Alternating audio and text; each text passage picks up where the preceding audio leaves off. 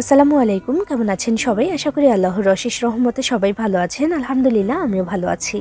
শাহিনুরস রেসিপিতে সবাইকে আরও একবার ওয়েলকাম জানাচ্ছি নতুন আরও একটি রেসিপি দেখার জন্য। আজকে আমি তৈরি করে দেখাবো ভীষণ মজার, মুচমুচে এবং রসালো একটা পিঠার রেসিপি। এই পিঠাটার নাম হচ্ছে অপরাজিতা ফুল পিঠা। দেখতে অপরাজিতা ফুলের মতো বলে নামকরণ হয়েছে অপরাজিতা ফুল পিঠা। এই পিঠাটা কিন্তু দেখতে যেমন সুন্দর, খেতেও অসাধারণ, একেবারে মুচমুচে আর রসালো। মাত্র 1 কাপ পরিমাণে চালের গুঁড়া দিয়ে আজকে এই পিঠাটা তৈরি করে দেখাবো। তো চলুন আজকে এটা কীভাবে বানিয়েছি দেখে নেওয়া যাক। আর আপনি আমার ভিডিওতে একটা লাইক করে চ্যানেলটি সাবস্ক্রাইব করে পাশেই থাকবেন আশা করছি। বিসমিল্লাহির রহমানির রহিম। প্রথমে চুলা একটা প্যান বসিয়ে তার মধ্যে দিয়ে দিচ্ছি 1 কাপ পরিমাণে পানি আর দিলাম সামান্য একটু লবণ। এরপর দিয়ে দিচ্ছি আমি এখানে 1 চা চামচ পরিমাণে তেল।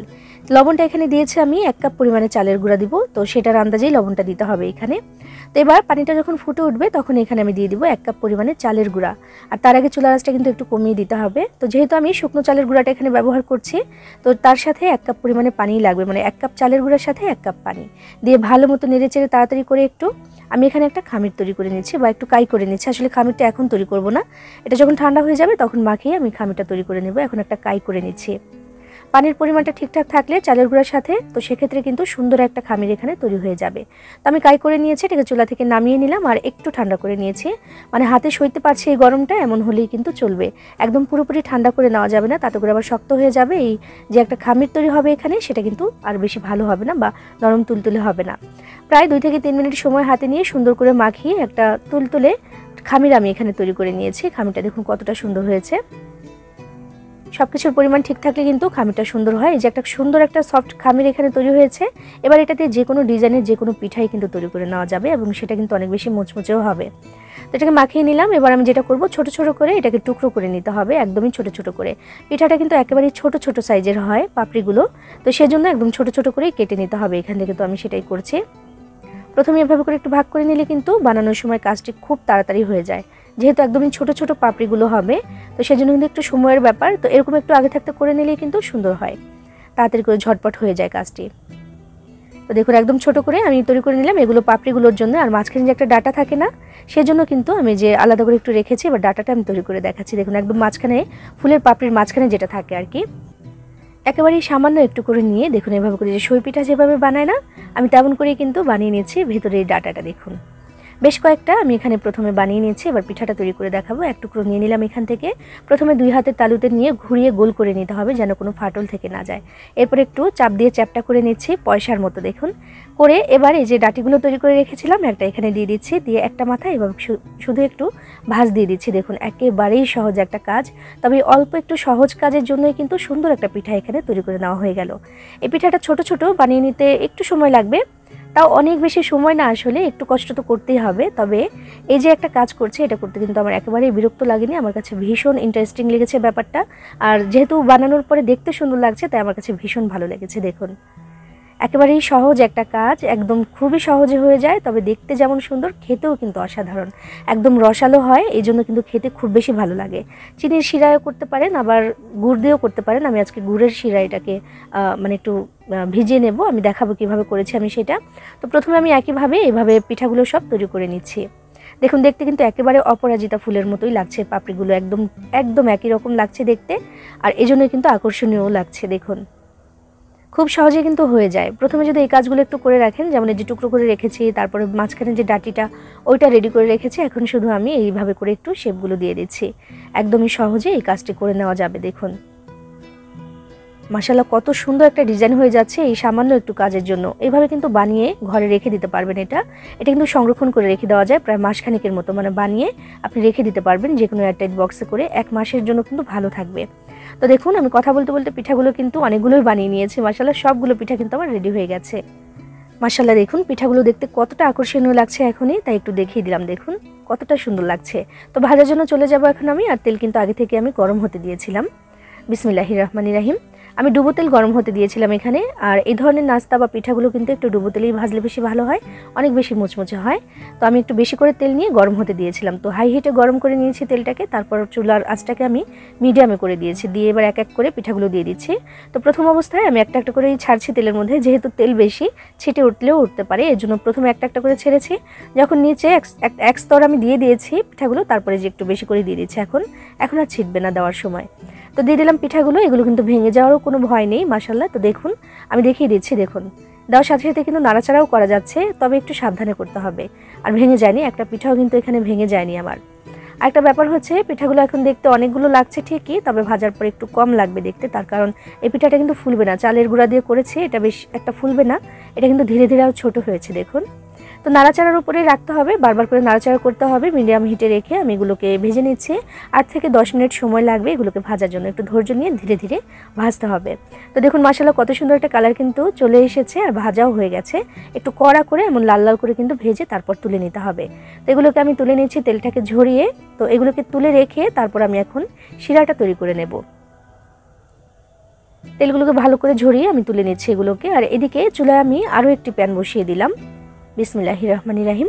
আধা কাপ পরিমাণে খেজুর গুড় দিয়ে দিয়েছি আমি, আর গুড়টাকে কিন্তু একটু গুঁড়ো করে তারপর দিতে হবে, তাড়াতাড়ি হয়ে যাবে। এর মধ্যে পানি দিয়েছি আমি 3 থেকে 4 টেবিল চামচের মতো হবে, দিয়ে নাড়াচাড়া করে গুড়টাকে একদম গলিয়ে নিচ্ছে। আর খেয়াল রাখতে হবে গুড়টা যখন গলে যাবে তারপর কিন্তু এমন বলক চলে আসবে, বলক আসার পরে আরও 4 থেকে 5 মিনিট এটাকে অল্প আঁচে একটু জাল করে ঘন একটা শিরা তৈরি করে নিতে হবে। কেমন করতে হবে আমি একটু দেখিয়ে দিচ্ছি। দেখুন ঠিক এমন ঘন হতে হবে, দেখতে পাচ্ছেন নিশ্চয়ই যে কিভাবে এটা প্যানটাকে ছেড়ে দিচ্ছে, আমি যেভাবে নাড়াচাড়া করছি।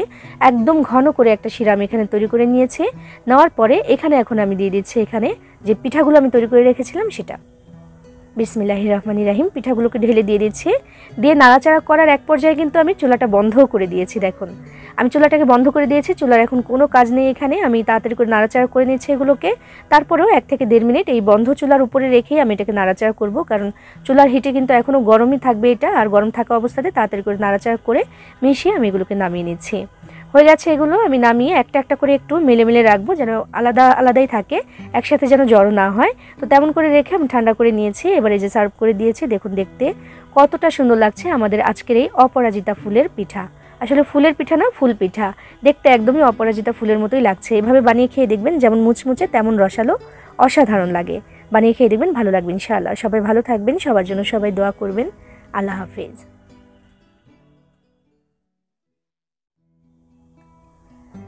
আসসালামু আলাইকুম, কেমন আছেন সবাই? আশা করি আল্লাহর অশেষ রহমতে সবাই ভালো আছেন। আলহামদুলিল্লাহ আমিও ভালো আছি। শাহিনুরস রেসিপিতে সবাইকে আরও একবার ওয়েলকাম জানাচ্ছি নতুন আরও একটি রেসিপি দেখার জন্য। আজকে আমি তৈরি করে দেখাবো মাত্র 1 কাপ চালের গুঁড়া দিয়ে তৈরি অসাধারণ স্বাদের একটা মুচমুচে এবং রসালো পিঠার রেসিপি। এই পিঠাটা বানিয়ে নেওয়া একেবারেই সহজ, তবে খেতে হয় অসাধারণ। একবার বানিয়ে 1 মাস পর্যন্ত সংরক্ষণ করেও কিন্তু রেখে খেতে পারবেন এই মজাদার পিঠাটা। তো চলুন আজকে এই চালের গুঁড়া দিয়ে তৈরি অসাধারণ মজার পিঠাটা আমি কিভাবে বানিয়েছি দেখে নেওয়া যাক। আর আপনি আমার ভিডিওতে একটা লাইক করে চ্যানেলটি সাবস্ক্রাইব করে পাশেই থাকবেন আশা করছি। বিসমিল্লাহির রহমানির রহিম। প্রথমে চুলায় একটা প্যান বসিয়ে তার মধ্যে দিয়ে দিলাম 1.5 কাপ পরিমাণে পানি। এরপর 1 চিমটি পরিমাণে লবণ দিয়ে দিয়েছি, এবং যখন পানিটা একদম বলক চলে আসবে তখন চুলাটা একটু কমিয়ে দিয়েছি। দিয়ে এখানে 1 কাপ পরিমাণে চালের গুঁড়া দিয়ে দিচ্ছি আমি, দিয়ে তাড়াতাড়ি করে নাড়াচাড়া করে মিশিয়ে নিতে হবে এবং একটা কাই তৈরি করে নিতে হবে। পানির পরিমাণটা যদি ঠিকঠাক থাকে তাহলে কাইটা কিন্তু একদম পারফেক্ট হবে, এবং এই কাইটা দিয়ে যে কোনো পিঠা আপনি বানান না কেন সেটা কিন্তু ভীষণ ভালো হবে। তো ভালো করে নেড়ে চেড়ে আমি সুন্দর একটা কাই এখানে তৈরি করে নিয়েছি। এবার চুলা থেকে নামিয়ে একটা ছড়ানো পাত্রে একটু মেলে দিতে হবে, সামান্য একটু ঠান্ডা করে নিতে হবে, তবে পুরোপুরি ঠান্ডা না, হাতে সয় এমন গরম থাকলে কিন্তু চলবে। তো একটু ঠান্ডা করে নিয়েছি এবং এখনও কিন্তু যথেষ্ট গরম আছে, তবে একটু হাতে সয় এমন দেখে তারপর কিন্তু হাত দিবেন, নইলে কিন্তু হাত পুড়ে যেতে পারে। হাতে একটু তেল মাখিয়ে নিয়ে তারপর আমি এটাকে মাখিয়ে নিচ্ছি, নইলে কিন্তু হাতের সাথে লেগে লেগে যাবে, আর কাইটা সুন্দর করে কিন্তু মাখানোও হবে না। 2 থেকে 3 মিনিট একটু সুন্দর করে মাখিয়ে নিলে কিন্তু সুন্দর একটা সফট ডো এখানে রেডি হয়ে যাবে, এবং এই ডোটা দিয়ে আজকের এই পিঠাটা কিন্তু আমি বানিয়ে নেব। তো সুন্দর করে একটু মাখিয়ে নেওয়া হয়ে গেছে। এবার 3 ভাগে ভাগ করে নিচ্ছে বেলার সুবিধার জন্য। যদি সুবিধা হয় সেক্ষেত্রে 2টা ভাগেও ভাগ করে নিতে পারেন, আমি 3 ভাগে ভাগ করে নিচ্ছি, একদম ছোট ছোট করে বেলে তারপর আমি কেটে নেব আজকের এই পিঠার শেপটা দেওয়ার জন্য। এখান থেকে আমি 1 ভাগ এখন নিয়ে নিচ্ছি, নিয়ে আরও একটু ভালো করে মাখিয়ে একটু সফট করে নিচ্ছি আমি, যদিও সফট হয়েই আছে, তারপরে সুন্দর করে আরেকবার একটু মাখিয়ে নিলাম যেন ফাটল থেকে না যায়। একটা প্যারা এখানে বানিয়ে নিয়েছি। এবার বেলার সুবিধার জন্য এখানে একটু আটা বা ময়দা ছিটিয়ে নিতে হবে। তো আমি এখানে ময়দা ছিটিয়ে নিচ্ছি একটু, যেহেতু আমাদের এই যেই ডোটা আমি বানিয়েছি ওটা কিন্তু একদম সফট, তাই বেলার জন্য সুন্দর করে একটু ময়দা ছিটিয়ে দিতে হবে। তো আমি দিয়ে দিলাম একটু ময়দা।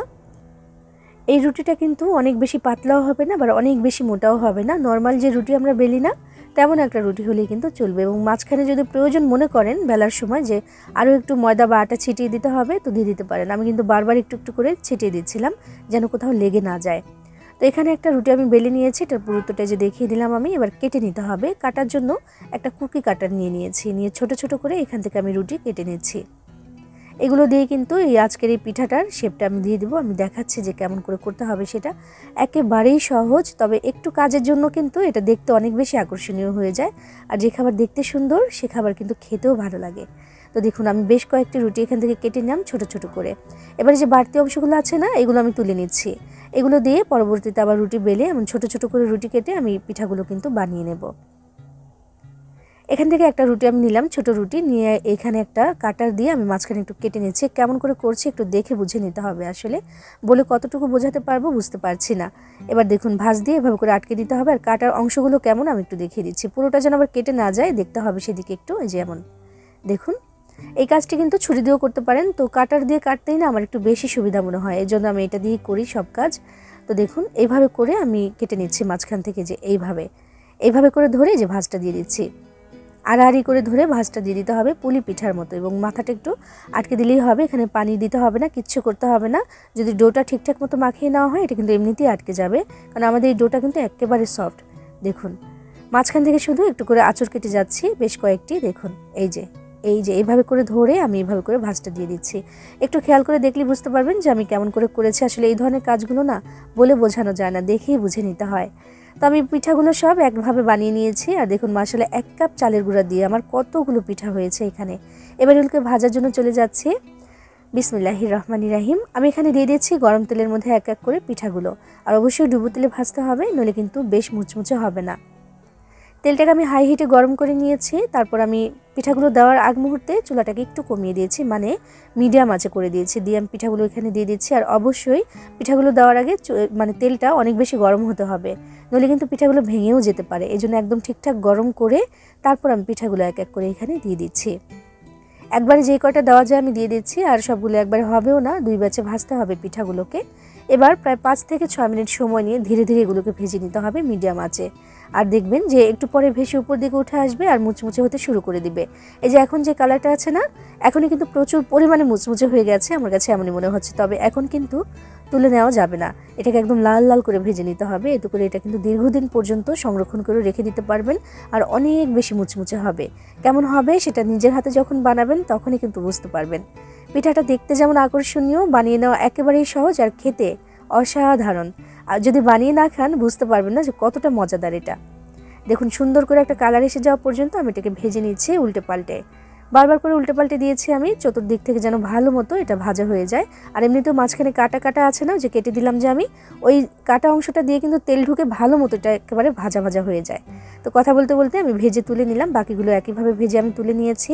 আর এখানে একটা পাত্র বসিয়ে দিয়েছি চুলায়, তার মধ্যে আধা কাপ পরিমাণে খেজুর গুড় আর 4 থেকে 5 টেবিল চামচের মতো পানি দিয়ে দিয়েছি। দিয়ে এবার নেড়ে চেড়ে গুড়টাকে আমি ভালো করে গলিয়ে নিচ্ছি। গুড়ের পরিবর্তে এখানে কিন্তু চাইলে চিনিও ব্যবহার করতে পারেন বা আখের গুঁড়ও ব্যবহার করতে পারেন। আমি এখানে খেজুর গুড় দিয়েছি, টেস্ট খুব বেশি ভালো আসে এতে করে। তো ভালো করে নেড়ে চেড়ে আমি এটাকে একদম সুন্দর করে গলিয়ে নিয়েছি। আর মিডিয়াম আঁচে এটাকে একটু ঘন করে নিতে হবে। কেমন ঘন হবে আমি দেখিয়ে দিচ্ছি। একটা পর্যায়ে দেখবেন যে স্প্যাচুলাটা দিয়ে যে আমি এভাবে করে নাড়াচাড়া করছি না, দেখুন এই যে ঠিক এমন হবে, প্যানটাকে ছেড়ে ছেড়ে দিবে এই শিরাটা। দেখুন ঠিক এমন, এই যে দেখাচ্ছি যে ঠিক এমন হতে হবে, তাহলে বুঝতে হবে যে এটা পারফেক্ট হয়ে গেছে। এবার এখানে আমি দিয়ে দিচ্ছি পিঠাগুলো। আর হ্যাঁ, এই ফাঁকে কিন্তু আমি চুলাটাও বন্ধ করে দিলাম, মানে পিঠাটা দিয়ে আমি চুলাটা বন্ধ করে দিয়েছি। দিয়ে 1.5 থেকে 2 মিনিটের মতো অনবরত নাড়াচাড়া করব, তবে খুবই সাবধানে। যদিও ভেঙে যাবে না, তারপরে একটু সাবধানে নাড়াচাড়া করে আমি উল্টে পাল্টে একেবারে এই পিঠ ওই পিঠ ভালো করে এই শিরার মধ্যে একদম চুবিয়ে নিচ্ছি বা একদম গড়িয়ে নিচ্ছি। দেখুন প্রত্যেকটা পিঠার গায়ে যেন ভালো করে এই শিরাটা লেগে যায়, সেদিকে একটু খেয়াল রাখতে হবে। আর পিঠাটা কিন্তু ভীষণ মুচমুচে হয়েছে। কতটা মুচমুচে হয়েছে আমি সেটা বলে বোঝাতে পারবো না, অসাধারণ মুচমুচে হয়েছে এটা। পিঠাগুলো যে আমি নাড়াচাড়া করছি না, এখানে কিন্তু চুলার আঁচের কোনো প্রয়োজন নেই, এটা এমনিতেই হয়ে যাবে, কারণ শিরাটা অনেক বেশি গরম আছে, এই গরমেই হয়ে যাবে। তো আমাদের কিন্তু হয়ে গেছে, আমি প্রায় 1.5 থেকে 2 মিনিটের মতো নাড়াচাড়া করে নিয়েছি। এবার চুলা থেকে এটাকে নামিয়ে প্রথমে একটা ছড়ানো পাত্রে আমি এগুলোকে মেলে দেবো, যেন একটার সাথে একটা জোড়া লেগে না যায়। এবং তারপর যখন একটা একটা করে সুন্দর করে জমে গেছে নিজে নিজে, তখন আমি এগুলোকে সার্ভ করে দিয়েছি। এবং দেখুন দেখতে কতটা সুন্দর লাগছে, আর একেবারে মনে হচ্ছে যে কী যে মজাদার, এটা দেখেই বোঝা যাচ্ছে। আর খেতে কিন্তু সত্যিই অসাধারণ। আমার কথা বিশ্বাস করবেন কেন, নিজে নিজে বানিয়ে খান, দেখবেন যে অসাধারণ লেগেছে এটা। আর কতটা মুচমুচে হয়েছে নিজেই বুঝতে পারবেন। এভাবে বানিয়ে কিন্তু 1 মাস পর্যন্ত সংরক্ষণ করেও রেখে দিতে পারবেন। বানিয়ে খেয়ে দেখবেন, ভালো লাগবে ইনশাআল্লাহ। সবাই ভালো থাকবেন, সবার জন্য সবাই দোয়া করবেন। আল্লাহ হাফিজ।